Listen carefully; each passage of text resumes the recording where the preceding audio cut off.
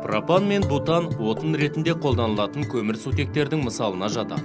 Біз көмірсутектің толық жану өнімдерін қарапайым зертханалық қондырғылардың көмегімен анықтай аламыз.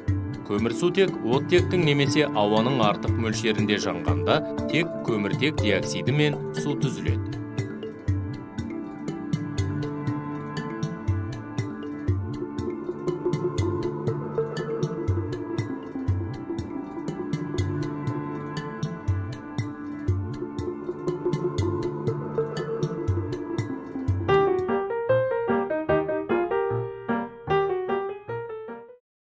Егер жану өте шектелген оттегі мөлшерінде өтсе, онда негізгі өнім қара күйе болады. Қара күйе бұл көмірсутек қышқылданғанда реакцияға түспейтін қарапайым көміртегі. Қара күйені ішке жұту, тыныс алуда қиындықтар тудыруы және астма симптомын үдетуі мүмкін. Қара күйемен ұзақ байланыс қатерлі ісікті де тудыруы мүмкін. Қауіпке ұшырайтын мүшелер тері, өкпе және қуық қалбыршағы.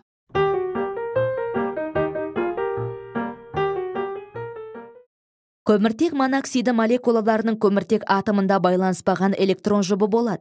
Бұл жұп басқа электронға тапшы молекулалармен оңай координациялық байланыс түзе алады.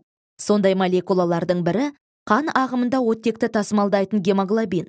Көміртек моноксидінің молекулалары гемоглобиндегі оттекті оңай алмастыру мүмкін. Нәтижесінде аталған газ адамдар мен жануарларды тұншықтырып, өлімге әкелуі мүмкін.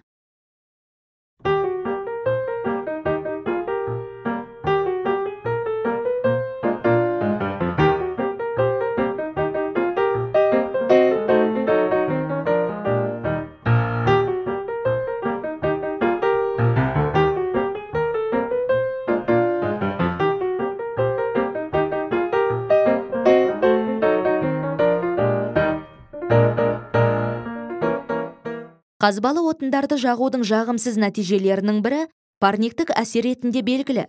Күн сәулесі жер атмосферасына енген соң, атмосфера арқылы өтіп, жер бетімен жұтылады. Сәулелердің біраз бөлігі қайтадан ғарышқа шағылады. Жоғалтқан және алынған энергиялардың тепе-теңдігі нәтижесінде жер шарында температура тұрақты болып қалады. Көміртек диоксидінің молекулалары жерден шыққан жылулық сәулелерді жұталады. Қазбалы отындарды көп мөлшерде жағу салдарынан атмосферада бұл газдың мөлшері ұлғайып, энергияның көп мөлшері жер атмосферасында қалып қоя береді. Көміртек диоксидінің жылу жұту қасиеті және оның атмосферадағы концентрациясының артуы жердің жылынуына алып келеді.